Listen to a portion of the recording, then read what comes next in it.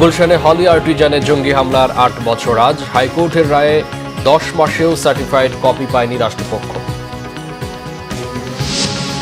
বড় কোনো সংশোধনী ছাড়াই ৭,৯৭,০০০ কোটি টাকার বাজেট পাস, ১৫% কর দিয়ে কালো টাকা সাদার সুযোগ বহাল।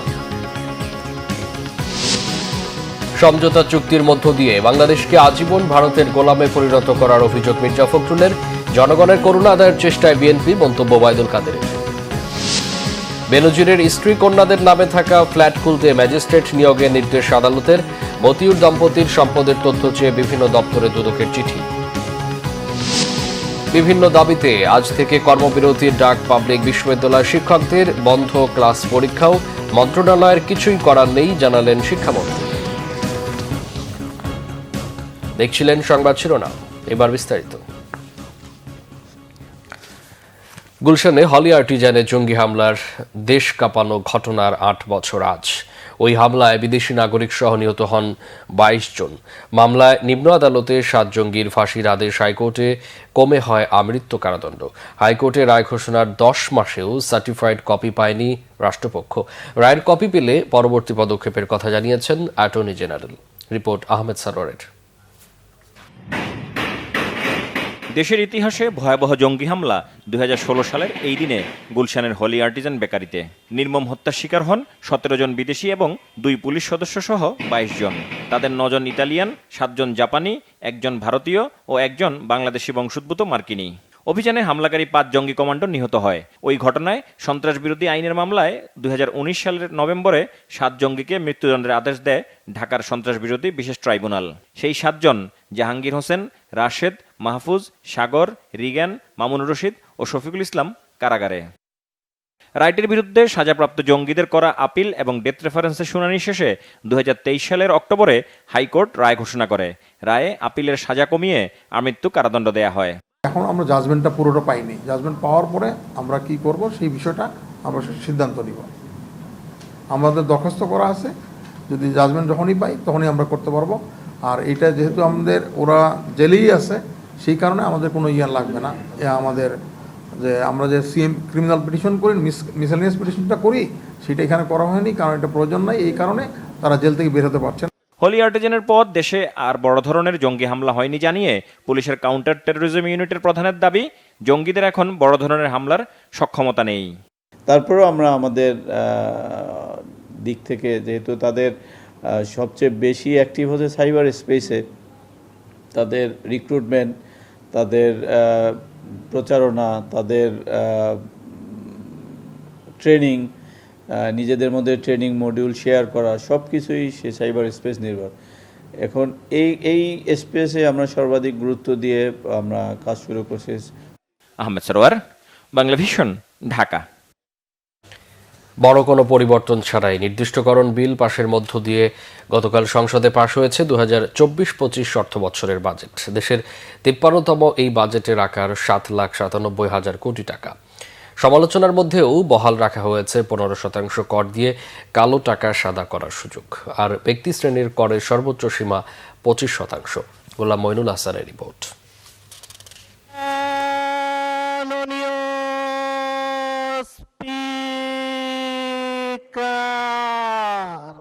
পহেলা জুলাই সোমবার থেকে কার্যকর হচ্ছে নতুন বাজেট। বাজেটের আকার ৭,৯৭,০০০ কোটি টাকা। বাজেটে ছোটখাটো দু একটি বিষয় ছাড়া তেমন কোনো বড় সংশোধনী আনা হয়নি।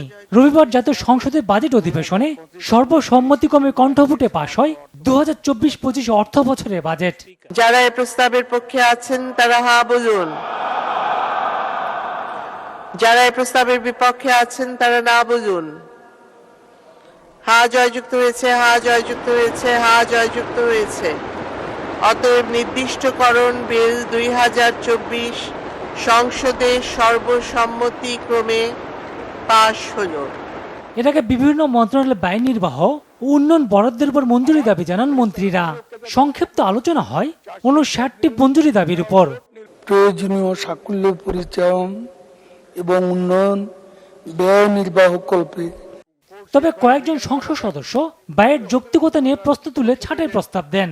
৩৮% জ্বালানির দাম মন্ত্রণালয়ের কার্যক্রমের জন্য বৃদ্ধি করা হয়তো প্রয়োজন হবে না।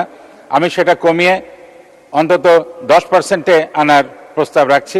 মামলা জট বাড়ছে, লিটিগেন্ট মানুষ ক্ষতিগ্রস্ত হচ্ছে, এটা অনুরোধ করব। এই জন্য আমার প্রতীকী একটা এই প্রস্তাব ছাড়াই প্রস্তাব। এতে যথারীতি আপত্তি দেন মন্ত্রীরা, বলেন বরাদ্দের 1 টাকাও কমানো যাবে না। মাননীয় স্পিকার, আমাকে 2022 কোটি টাকাই দিতে হবে এবং সেই জন্য আমি ওনাদেরকে বলবো যে আপনারা যে ছাঁটাই প্রস্তাব দিয়েছেন সেই ছাঁটাই প্রস্তাবগুলি আমি গ্রহণ করতে পারলাম না এবং আরো আনন্দিত হতাম যদি আপনারা এটা প্রত্যাহার করতেন।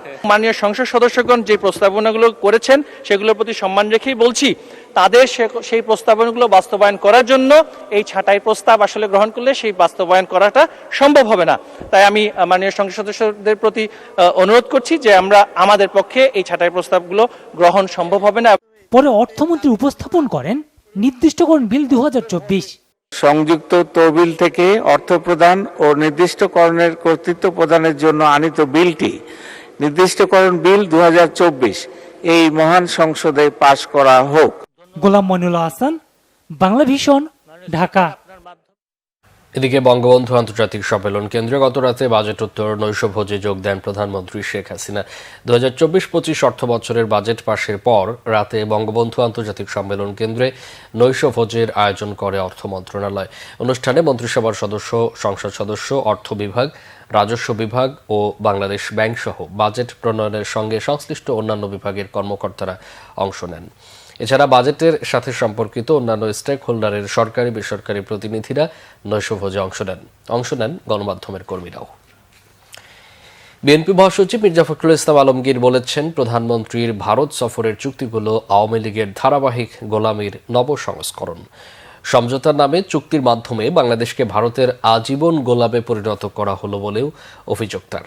প্রধানমন্ত্রীর ভারত সফর নিয়ে আনুষ্ঠানিক প্রতিক্রিয়া জানাতেই গতকাল গুলশান কার্যালয়ে হলো বিএনপির সংবাদ সম্মেলন। এতে বিএনপির মহাসচিব মির্জা ফখরুল ইসলাম আলমগীর অভিযোগ করেন, ভারতের প্রতি কৃতজ্ঞতা প্রকাশ করতেই দেশের স্বার্থ জলাঞ্জলি দিয়ে চুক্তি করেছেন প্রধানমন্ত্রী।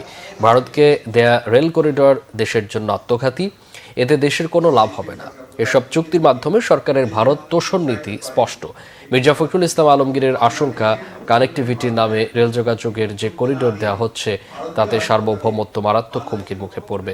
ভারত সফরে নেপাল ও ভুটানের ট্রানজিট আদায় করতে পারেনি প্রধানমন্ত্রী, বাংলাদেশের ন্যূনতম স্বার্থ রক্ষা হয়নি। বিএনপি মহাসচিব বলেন, এইসব চুক্তি দেশের কল্যাণে নয়, বরং আওয়ামী লীগের অবৈধভাবে ক্ষমতায় থাকার নজরানা। এইসব চুক্তি প্রকাশ ও বাতিলের দাবি জানান তিনি। মির্জা ফখরুল বলেন, 54টি অভিন্ন নদীর পানি বন্টন সমস্যার সমাধানে প্রধানমন্ত্রীর সফরে কোনো আলোচনা হয়নি। ভারত থেকে তিস্তার পানি আনতে ব্যর্থ সরকার। সংবাদ সম্মেলনে শেখ হাসিনা আরো বলেছেন, বাংলাদেশের ভেতর দিয়ে ভারতের রেল ট্রানজিটের ফলে বাংলাদেশের জনগণ উপকৃত হবে, অথচ বিশেষজ্ঞরা রেল করিডোরের ফলে বাংলাদেশের লাভ নিয়ে তারা সংশয় প্রকাশ করেছেন। জানা যায় এই ট্রেন বাংলাদেশের কোনো মানুষ ব্যবহার করতে পারবে না। একতরফাভাবে ভারতকে করিডোর সুবিধা দেওয়ার জন্য এই চুক্তি করা হয়েছে, এতে বাংলাদেশের কোনো লাভ হবে না। তাহলে শেখ হাসিনা কিভাবে দাবি করেন রেল ট্রানজিট বাংলাদেশের মানুষের উপকারে আসবে? এদিকে আওয়ামী লীগের সাধারণ সম্পাদক ওবায়দুল কাদের বলেছেন, বেগম খালেদা জিয়া ইস্যুতে আইনগত প্রক্রিয়া অনুসরণ না করে উচ্চ আদালতে না গিয়ে বিএনপি দেশের রাজনৈতিক স্থিতিশীলতা বিনষ্টের পায়তারা চালাচ্ছে। রবিবার এক বিবৃতিতে তিনি এই অভিযোগ করেন। ওবায়দুল কাদের বলেন, ঐতিহ্যগতভাবে বিএনপি কখনোই আইনের শাসনে বিশ্বাস করে না। চিরাচরিতভাবে আইন, বিচার ব্যবস্থা, সংবিধান ও গণতন্ত্রের প্রতি শ্রদ্ধাশীল নয় এই দল।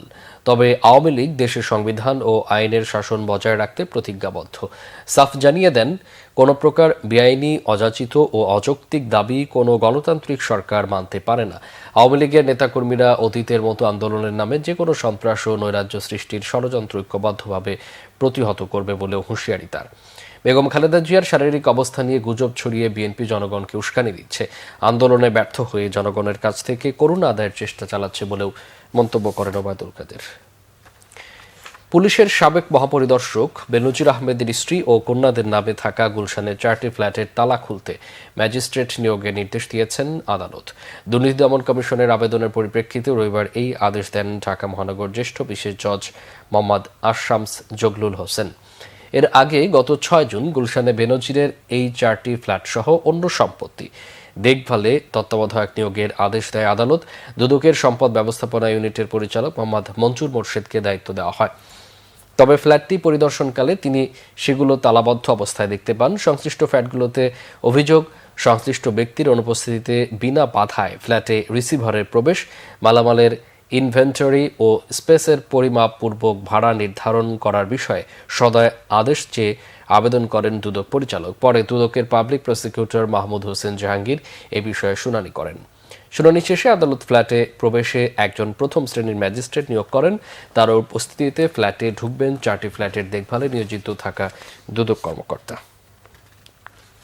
এদিকে ছাগলকাণ্ডে আলোচিত এনবিআর এর সাবেক কর্মকর্তা মতিউর রহমান ও তার পরিবারের সদস্যদের সম্পদের তথ্য চেয়ে সরকারের বিভিন্ন দপ্তরে চিঠি দিয়েছে দুর্নীতি দমন কমিশন দুদক। সম্পদের তথ্য চেয়ে NBR, Bangladesh financial intelligence unit BFEIU, নিবন্ধন অধিদপ্তর, Bangladesh securities and exchange commission, Bangladesh সড়ক পরিবহন কর্তৃপক্ষ এবং যৌথ মূলধন কোম্পানি ও ফার্মসমূহের পরিদপ্তরে চিঠি দিয়েছে দুদক। 15 লাখ টাকায় উচ্চবংশীয় ছাগল কেনাকে কেন্দ্র করে ঈদের আগে সামাজিক যোগাযোগ মাধ্যমে ভাইরাল হন মুশফিকুর রহমান ওরফে ইফাত। এরপর থেকে তার বিলাসী জীবনযাপনের নানা তথ্য সামাজিক যোগাযোগ মাধ্যমে প্রকাশ পায়। এই ছাগল কাণ্ডের জের ধরেই আলোচনায় আসেন ইফাতের বাবা সাবেক এনবিআর কর্মকর্তা মতিউর রহমান। তখন মতিউর ও তার পরিবারের সদস্যদের বিপুল সম্পদের তথ্য সামনে আসতে শুরু করে। দুদক অনুসন্ধান শুরুর পর 25 জুন মতিউর ও তার পরিবারের সদস্যদের নামে থাকা ব্যাংক হিসাব, মুঠোফোনে আর্থিক সেবার হিসাব ও বিও হিসাব জব্দের নির্দেশ দেয় BFIU। এর আগে গত 24 জুন তাদের বিদেশ যাত্রা নিষেধাজ্ঞা চেয়ে আদালতে আবেদন করে দুদক। আদালত সেই আবেদন মঞ্জুর করেন। এদিকে মতিউরের প্রথম স্ত্রী লায়লা কানিজ বিদেশ যাত্রা নিষেধাজ্ঞা প্রত্যাহার চেয়ে আদালতে আবেদন করেছেন। সমন্বয়হীনতা ও জবাবদিহিতার অভাবেই বিদ্যুৎ জ্বালানি খাতে ব্যয় বেড়েছে সরকারের, আর তা আদায়ে বাড়তি বিলের বোঝা চাপানো হচ্ছে ভোক্তাদের উপর। ভোক্তা অধিকার সংরক্ষণ ক্যাব আয়োজিত নাগরিক সংলাপে এমন অভিযোগ বিশিষ্টজনদের। বিদ্যুৎ জ্বালানি ব্যবহারে বৈষম্য দূর ও খরচ কমাতে জ্বালানি সরবরাহ বৃদ্ধি, যৌক্তিক মূল্য নির্ধারণ ও যুক্তিসঙ্গত নীতি কৌশল গ্রহণের দাবি উঠে আসে গতকাল নাগরিক সংলাপে। রিপোর্ট রিশাদ নাসরুল্লাহর। দেশে বিদ্যুৎ জ্বালানি ব্যবহারের বেসরকারি হিসাব বলছে একটি পরিবারে প্রতি মাসে কমপক্ষে 35 কেজি এলপিজি সিলিন্ডার এবং 120 ইউনিট বিদ্যুতের প্রয়োজন। কিন্তু গত এক দশকে কয়েক দফায় দাম বৃদ্ধির কারণে বিদ্যুৎ জ্বালানি ব্যবহারের খরচ বেড়েই চলছে। রবিবার ক্যাব আয়োজিত নাগরিক সংলাপে এসব তথ্য তুলে ধরে বক্তারা বলেন, কোনো ধরনের জবাবদিহিতা না থাকায় লোকসান কমানোর নামে বাড়তি অর্থ নেওয়া হচ্ছে গ্রাহকদের কাছ থেকে। দামটা ক্রমাগত বাড়ানো হচ্ছে, বাড়ানোর নীতিটার ক্ষেত্রে কোনো ন্যায্যতা এবং স্বচ্ছতা নেই। ন্যায্যতা এবং স্বচ্ছতা হয় কখন? যখন দামটা কেন বাড়ছে এটা ট্রান্সপারেন্ট থাকে এবং যারা দামটা বাড়ায় তারা জবাবদিহি করতে বাধ্য থাকে যে এই কারণে আমরা দামটা বাড়াচ্ছি। এই যে সিস্টেম লসের নামে অদক্ষতা দূরীকরণ অথবা চৌর্যবৃত্তির চুরির নামে জ্বালানি তেলের বিভিন্ন রকম চৌর্যবৃত্তিকে যৌক্তিকভাবে আত্মীকরণ, সেই জায়গা থেকে ঘুরে দাঁড়ানোর এখনো কর্মকৌশল কিন্তু আমরা দেখি নাই। সেমিনারে বলা হয়, দেশে গ্যাস অনুসন্ধান ও উত্তোলনে কার্যকর কোনো পদক্ষেপ নেওয়া হচ্ছে না, বরং চাহিদা সামাল দিতে বেশি দামে এলএনজি আমদানি করছে সরকার, যেটি রাষ্ট্রের জন্য বড় বোঝা হয়ে দাঁড়িয়েছে। বরাবর বলে আসছি, বাংলাদেশের মতো দেশে গ্যাসের আধিক্য আছে, মাটির তলে যথেষ্ট পরিমাণ গ্যাস আছে। এটাকে তুলে নেওয়া যে ব্যবস্থাপনা, সেটা যদি সঠিকভাবে করা হতো তাহলে নাইজেরিয়া বলেন বা যুক্তরাষ্ট্রের গালফ কোস্টের মতো বলেন, যে সমস্ত জায়গা যেখানে গ্যাস প্রচুর, সেই ধরনের জায়গার মতোই বাংলাদেশ একটা জায়গা হতে পারত। যে নিজস্ব গ্যাসের এই ভান্ডারটাকে উন্মোচন করার জন্য যে কাজটা করা দরকার সেটা আমরা করলাম না। আমরা চলে গেলাম সহজ এবং অতি হালকা একটা সিঁড়ি দিয়ে সহজভাবে চলে গেলাম এলএনজি আমদানিতে, কিন্তু ভাগটা নিয়ে আসলাম অর্থনৈতিকভাবে। Proper planning consistent with capability, আমাদের যা ডিমান্ড, আমাদের যা চাহিদা, সেটার সাথে ম্যানেজ রাখতে হবে। হ্যাঁ, এবং প্রপার প্ল্যানিং করতে হবে। প্ল্যানিং মানে কি? Power plant, fuel supply, distribution, transmission, everything ধরে আমাকে প্ল্যানিং করতে হবে। আমি অনেকটা মানব দেহের রক্ত সঞ্চালন প্রক্রিয়ার সমতুল্য মনে করি। জ্বালানি উৎপাদন, সরবরাহ, মূল্য নির্ধারণ এসব যদি সঠিক না হয় তাহলে কিন্তু অর্থনীতিও থুবড়ে পড়বে, জনমানুষের জীবনমানের উন্নয়নও হবে না। বিদ্যুৎ উৎপাদনে কয়লাভিত্তিক প্রকল্প কমিয়ে নবায়নযোগ্য জ্বালানির উৎস বাড়ানোর পরামর্শ দেন বক্তারা। রিশান নাসরুল্লাহ, বাংলাভিশন, ঢাকা। সার্বজনীন পেনশনের প্রত্যয় স্কিমের প্রজ্ঞাপন প্রত্যাহার, বিশ্ববিদ্যালয় শিক্ষকদের সুপার গ্রেডে অন্তর্ভুক্তি এবং শিক্ষকদের জন্য স্বতন্ত্র বেতন স্কেলের দাবিতে আজ থেকে অনির্দিষ্টকালের কর্মবিরতির ডাক দিয়েছেন বিশ্ববিদ্যালয় শিক্ষকরা। এ সময় বন্ধ থাকবে ক্লাস পরীক্ষাও। এরই মধ্যে ঢাকা বিশ্ববিদ্যালয়ের কলাভবন ও কার্জন হল পরীক্ষা কেন্দ্রে আগামীকালের পরীক্ষা স্থগিত করা হয়েছে। রবিবার সকালে ঢাকা বিশ্ববিদ্যালয়ে এই কর্মসূচির কথা জানান শিক্ষক নেতারা। পাশাপাশি আজ ঢাকা বিশ্ববিদ্যালয়ে নির্ধারিত অনুষ্ঠান বয়কটেরও ঘোষণা দেন তারা।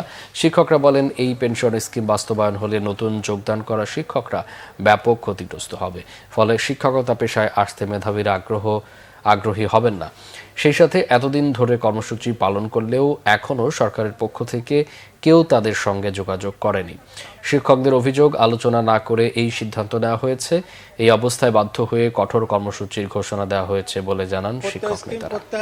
আমাদের স্বতন্ত্র বেতন স্কেল এবং আমাদের শিক্ষকদেরকে সুপার গ্রেড, যেটা 2015 সালে জাতীয় বেতন স্কেলে আমাদের সুপার গ্রেড দেওয়ার কথা ছিল, সেই সুপার গ্রেডটি আমরা অদ্যাবধি পাই নাই। এই তিনটি দাবি নিয়েই আমরা অনড় অবস্থানে আছি। আমাদের দাবি আদায় না হওয়া পর্যন্ত আমরা আমাদের আন্দোলন চালিয়ে যাব। এদিকে শিক্ষামন্ত্রী মহিবুল হাসান চৌধুরী বলেছেন, বিশ্ববিদ্যালয়ের শিক্ষকরা আন্দোলন করলেও পেনশন স্কিমে যুক্ত হওয়ার বিষয়ে শিক্ষা মন্ত্রণালয় কিছুই করতে পারবে না, কারণ পেনশন স্কিম সরকারের পলিসি। এইচএসসি ও সমমানের পরীক্ষা নিয়ে আন্তর্জাতিক মাতৃভাষা ইনস্টিটিউশনে গতকাল আয়োজিত সংবাদ সম্মেলনে এক প্রশ্নের জবাবে শিক্ষামন্ত্রী কথা বলেন। তবে মন্ত্রণালয় এ বিষয়ে যথাযথ কর্তৃপক্ষের সঙ্গে আলোচনার ব্যবস্থা করতে পারে বলে জানান তিনি। আজ সোমবার থেকে শিক্ষকদের কর্মবিরতির ঘোষণার বিষয়ে তিনি বলেন, পরিস্থিতি দেখে পরবর্তী ব্যবস্থা নেওয়া হবে। 1 জুলাই থেকে পেনশন স্কিমে বাধ্যতামূলক যুক্ত হওয়ার বিষয়টি শুধু বিশ্ববিদ্যালয়ের জন্য নয়, সব স্বায়ত্তশাসিত প্রতিষ্ঠানের জন্যই বলে জানান মন্ত্রী। বলেন, বৃষ্টি ও দুর্যোগপূর্ণ আবহাওয়া সত্ত্বেও গতকাল প্রথম দিনের পরীক্ষা ভালোভাবেই সম্পন্ন হয়েছে, তেমন কোনো সমস্যা হয়নি।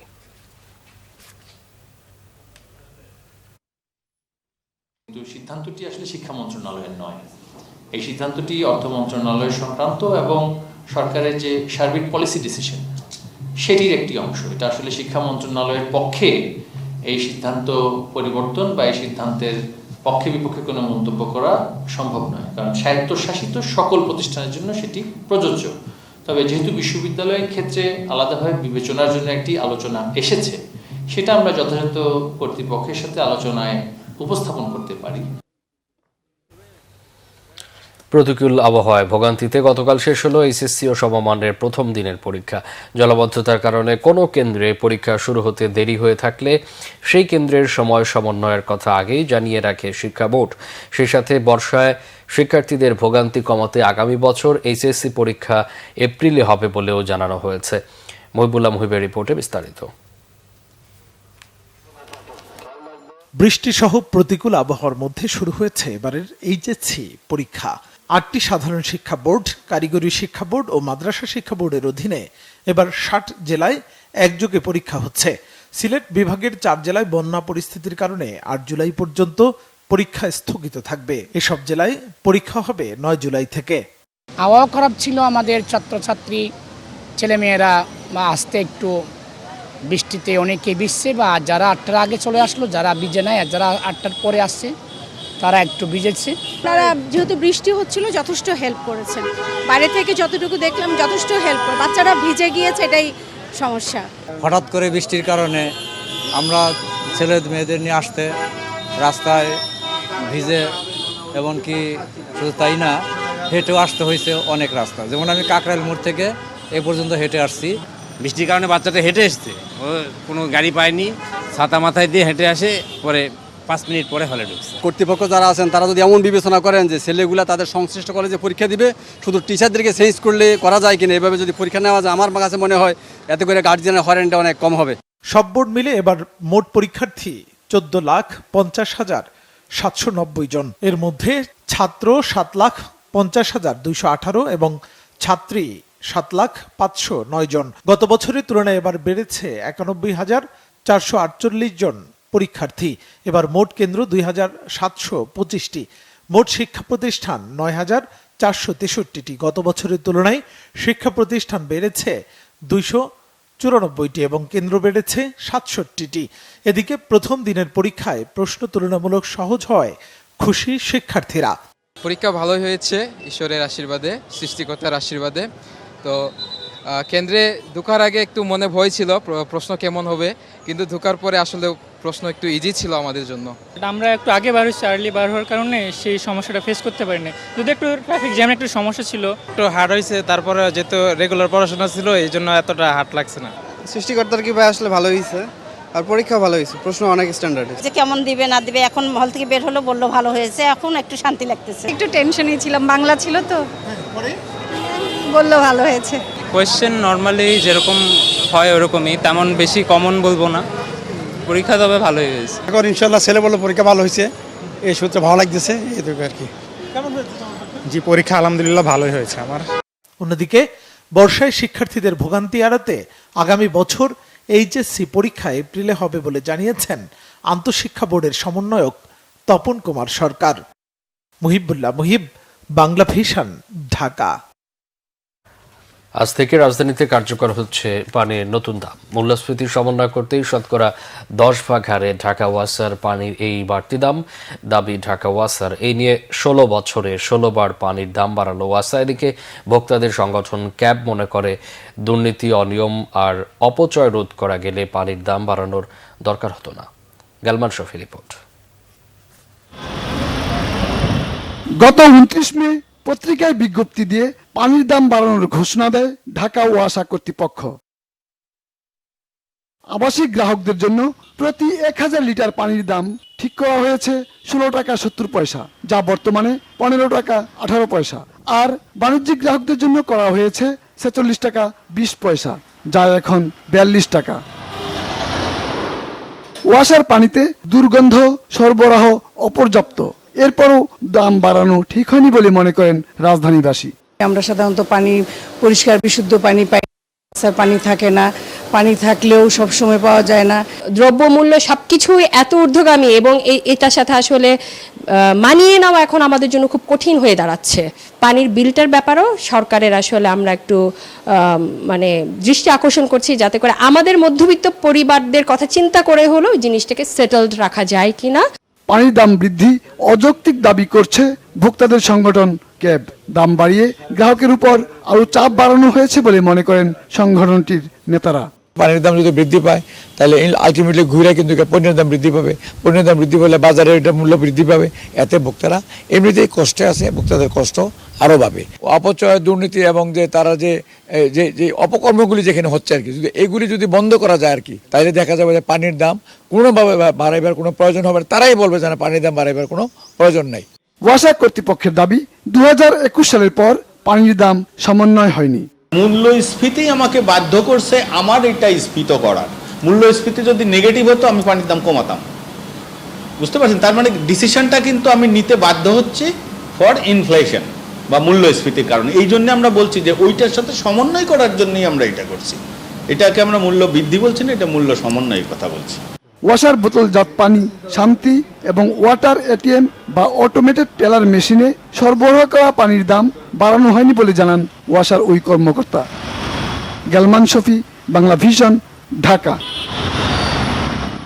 মালয়েশিয়ায় কর্মী পাঠানো কাণ্ডে জড়িতদের বিরুদ্ধে কি ব্যবস্থা নেওয়া হয়েছে 7 দিনের মধ্যে জানানোর নির্দেশ দিয়েছেন হাইকোর্ট।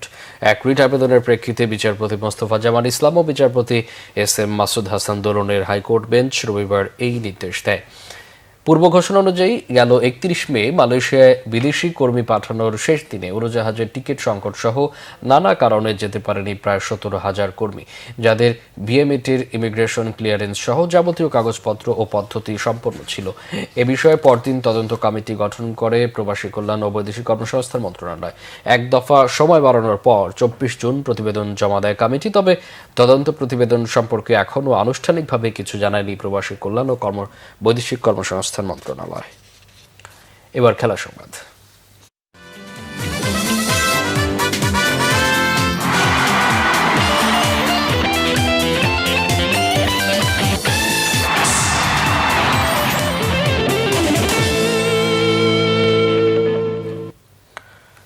5টি ফ্র্যাঞ্চাইজি দল নিয়ে আজ থেকে শুরু হচ্ছে শ্রীলঙ্কান প্রিমিয়ার লিগ LPL।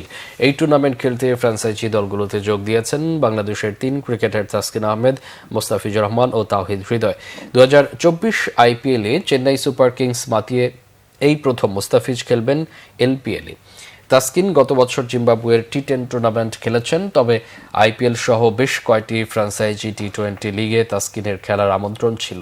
জাতীয় দলের হয়ে তার ক্যারিয়ারের কথা চিন্তা করে বোর্ড এই ফাস্ট বোলারকে এতদিন খেলার অনুমতি দেয়নি। অন্যদিকে তাওহিদ হৃদয় গত বছর LPL খেলেছেন জাফনা কিংসের হয়ে, এবার দ্বিতীয় মৌসুমে খেলবেন ডাম্বুলা সিক্সার্সে।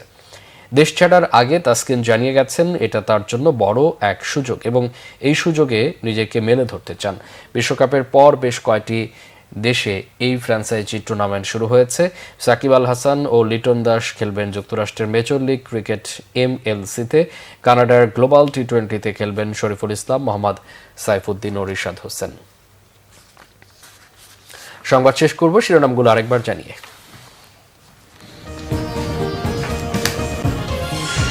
গুলশানে হলি আর্টিজানে জঙ্গি হামলার 8 বছর আজ। হাইকোর্টের রায়ের 10 মাসেও সার্টিফাইড কপি পায়নি রাষ্ট্রপক্ষ।